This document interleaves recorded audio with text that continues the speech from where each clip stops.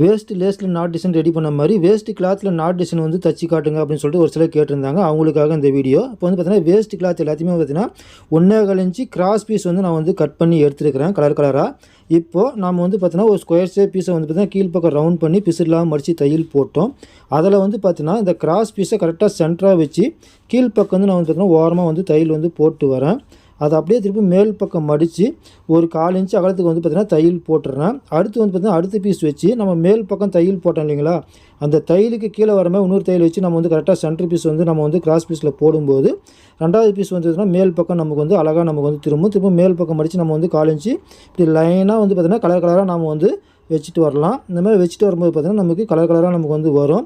இப்போ கீழ்ப்பக்கம் ஓரம் வந்து பார்த்திங்கன்னா ஒரு கோல்டு கலர் லேஸ் ஒன்று கொடுத்து நடுவில் ஒரு நாட் ஒன்று கொடுத்து நம்ம வந்து கிராஸாக தையல் போடும்போது அழகான ஒரு மல்டிபிள் கலர் நாட் டிசைன் வந்து நமக்கு வந்து ரெடி ஆகிடும். இது போன்ற தையல் குறிப்பு வீடியோக்களுக்கான தருமபுரி ஃபேஷன் டெய்லர் சேனலை சப்ஸ்கிரைப் பண்ணுங்கள்.